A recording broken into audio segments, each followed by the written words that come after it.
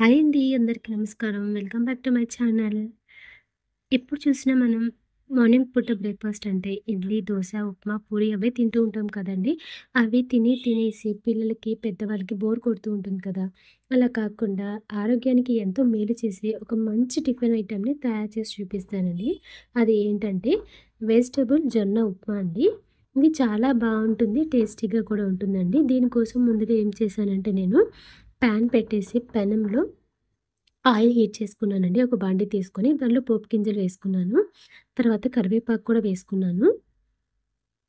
కరివేపాకు కూడా వేసుకున్న తర్వాత నేను తీసుకున్న వెజిటబుల్స్ ఏమేమిటంటే బీన్స్, టమాటా, క్యాప్సికమ్ తీసుకున్నాను వెజిటబుల్స్. అలానే ఉల్లిపాయలు, పచ్చిమిర్చి, అల్లం ముక్క తీసుకున్నానండి.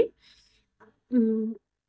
ఇప్పుడు ఫస్ట్ పచ్చిమిర్చి వేసుకోవాలండి. పచ్చిమిర్చి వేసుకున్న తర్వాత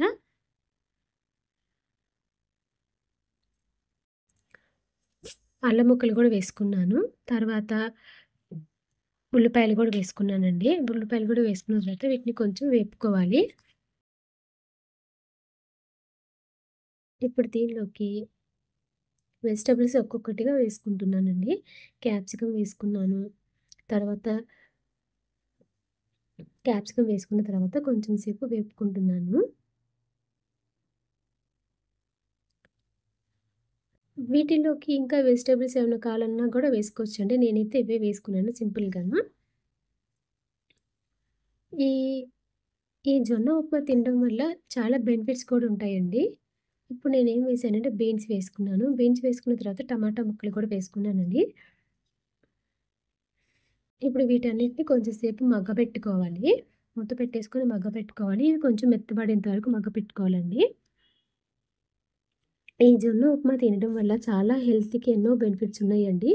ఈ వెజిటబుల్స్ వేసుకుంటున్నాము, జొన్నలు వేసుకున్నాం కదా! చాలా బావుంటుంది. ఈ జొన్నల్ని ఏం చేయాలంటే నైటే శుభ్రంగా కడిగేసేసుకొని నైట్ నానబెట్టుకోవాలండి.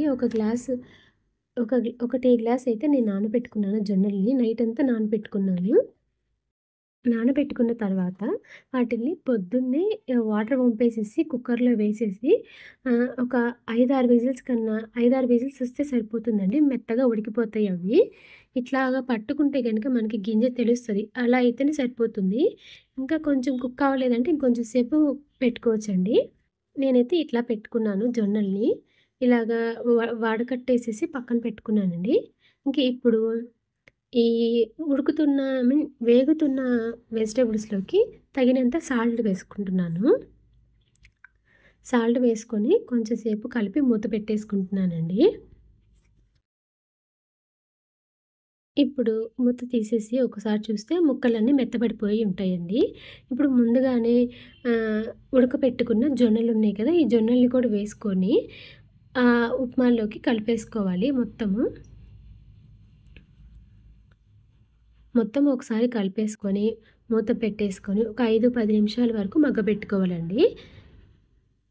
ఈ హె చాలా అంటే చాలా బావుంటుందండి ఈ ఉప్మా అనేది. జొన్నలతో ఉప్మా. అంటే జొన్నలతో మనం ఎప్పుడు చూసినా ఏంటి జొన్న రొట్టెలు చేసుకుంటూ ఉంటాము. లేదంటే జావ చేసుకుంటూ ఉంటాం కదా! ఇలా, ఇలా ఒక్కసారి ఉప్మా చేసి చూడండి. చాలా బావుంటుంది. ఇష్టంగా కూడా తింటారండి పిల్లలు. ఒకసారి ట్రై చేసి చూడండి. ఈ ఈ ఉప్మాలోకి ఇంకా సైడ్‌గా నంచుకోవడానికి చట్నీస్ కానీ అలా ఏం అవసరం లేదండి. చక్కగా అన్నీ వీటిలోనే ఉన్నాయి కాబట్టి అల్లము, పచ్చిమిర్చి, చక్కగా వెజిటబుల్స్ కూడా ఉన్నాయి కాబట్టి తింటూ ఉంటే చాలా బావుంటుంది. ఇప్పుడు చూసారా ఒక 10 నిమిషాలు ఆగిన తర్వాత మొత్తం మెత్తబడిపోయి చాలా బాగా మొత్తం సెట్ అయిపోయిందండి అంతాను. ఇప్పుడు దీన్ని ఒక ప్లేట్‌లోకి తీసి సర్వ్ చేసుకోవడమేనండి. ఎంతో టేస్టీగా ఉండే ఈ జొన్నలతో ఉప్మా అనేది రెడీ అయిపోయిందండి. వెజిటబుల్ జొన్న ఉప్మా అనేది రెడీ అయిపోయింది.